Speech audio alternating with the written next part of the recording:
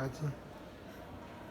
Bonjour chers amis, je me nomme Firas Tanifo, étudiant en Master 1 Mathématiques, option économie de la Faculté des sciences de l'Université de Douala. Aujourd'hui, nous allons parler des estimateurs. Pour le faire, on va traiter cet exercice qui dit soit ISM jusqu'à ISM est l'échantillon de la loi uniforme sur 0L. La loi uniforme sur 0L, L positif. Déterminer l'estimateur L chapeau du maximum de vraisemblance de L. Déterminer la fonction de répartition et justifier que la densité de cet estimateur est Fl chapeau égale à N sur L xn-1 pour tout x dans 0L. Justifier que l'espérance de l'estimateur est égale à N sur N plus 1 fois L. Déduire son bien et dire si L chapeau est asymptotiquement sans bien. Soit θ chapeau, un estimateur de θ. Définir son risque quadratique R θ chapeau. Justifier que R θ chapeau est égal à la variance de θ chapeau plus le bien de θ chapeau au carré. Ou, comme j'ai déjà dit, B si c'est le bien. En déduire le risque quadratique lorsque θ est sans bien. Donc, avant de commencer, nous allons définir ce que l'on entend par estimateur. Étant donné une variable aléatoire x, un estimateur d'un paramètre θ de la variable, c'est juste une fonction qui permet d'estimer le paramètre. Et pour parler d'estimateur, on se donne d'abord un échantillon. Un échantillon, c'est quoi? C'est une suite de variables aléatoires identiquement distribuées indépendantes. Identiquement distribuées, c'est-à-dire qui suivent la même loi que la variable aléatoire x dont on veut déterminer un paramètre. Donc ça ici, c'est ça qu'on appelle échantillon, comme le dit l'exercice. Sans plus tarder, nous allons résoudre la première question qui est de déterminer l'estimateur L chapeau par la méthode du maximum de vraisemblance du paramètre L. Pour le faire, la procédure est la suivante. On trouve premièrement la fonction de vraisemblance, habituellement notée L, qui dépend de l'échantillon. Mais là, on met plutôt les petits x, x1 jusqu'à xn. Là, on a affaire à des éléments et non des variables aléatoires et du paramètre à estimer. La formule de la vraisemblance, c'est le produit pour i allant de 1 à n des fonctions densité des éléments de l'échantillon. On a la FXI appliquant XI. Là, c'est pour une loi continue. Si on avait affaire à une loi discrète, on devait avoir probabilité de que XI soit égal au petit x ici. Là, or, XI sur la loi uniforme sur l'intervalle 0L. Donc, la densité de la variable aléatoire ici se donne comme ceci. 1 sur L moins 0 pour la fonction indicatrice sur 0, L, qui est égal encore à ceci, 1 sur L, si ici est dans 0, L, 0 sinon. Il vient que notre fonction de vraisemblance se notera comme suite, qui nous donne encore produit pour i à la 1 à n de 1 sur L, si tous les ici sont dans 0, L pour i dans le segment entier 1, L. Pourquoi ceci?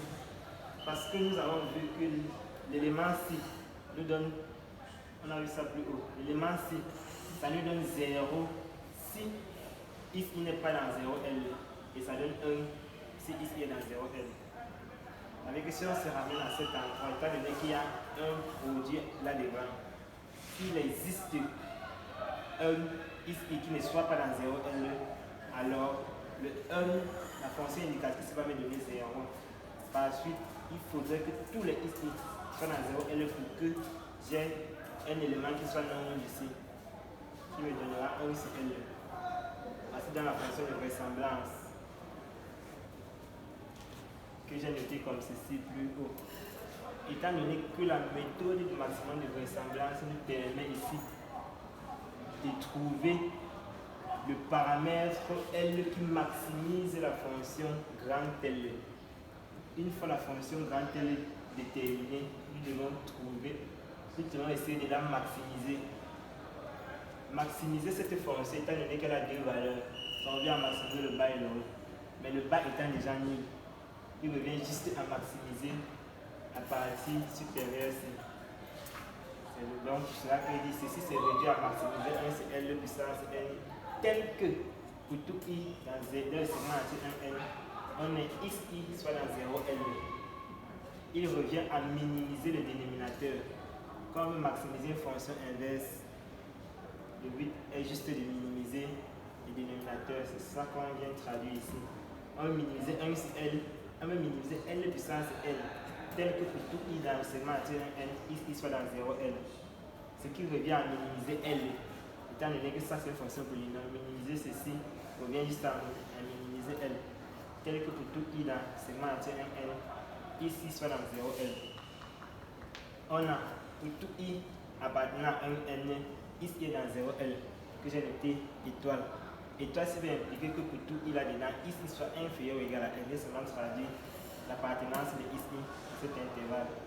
Et si pour tout I, ici est inférieur ou égal à L, ceci traduit que le maximum de ici soit plus petit que L. Nous avons donc pris L égale au maximum de ici. Certaines personnes vont se poser la question suivante. Pourquoi ne pas prendre L égale au minimum de ici, étant donné qu'on veut minimiser L et que le min est toujours plus petit que le max? On serait tenté de commettre cette erreur. Mais regardons pourquoi on n'a pas pris L égale au minimum de ici.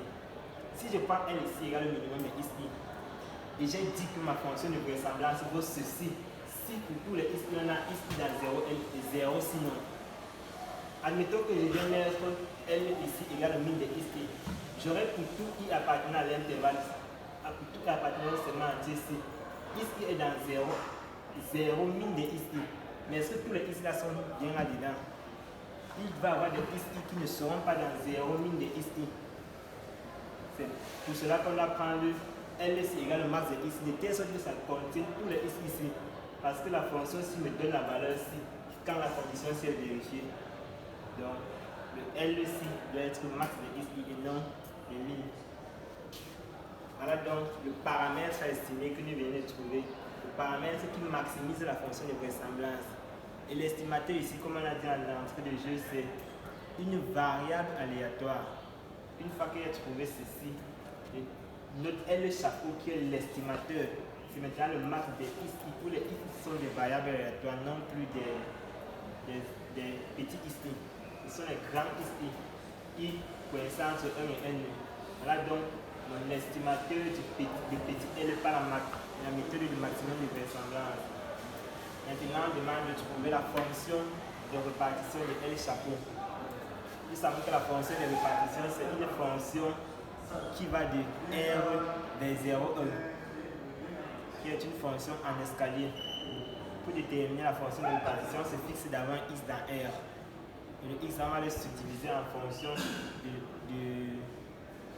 du domaine dans lequel la fonction densité se trouve. On se prend donc X dans R. On écrit la formule de la fonction de répartition qui est la suivante. L chapeau étant le max de ici, je remplace par sa valeur. Max de ici plus petit que ici.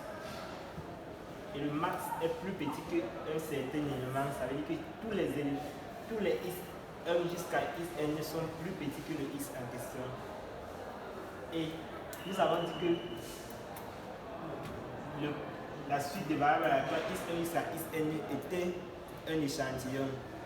Et la définition de l'échantillon nous fait comprendre que la suite des variables aléatoires est indépendante.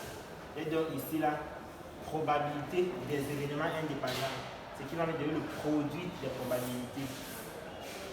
Et ceci, c'est la définition de la fonction de répartition de la variable aléatoire ici. Et on passe donc ceci par sa correspondance, ça me donne ça. Étant donné que les X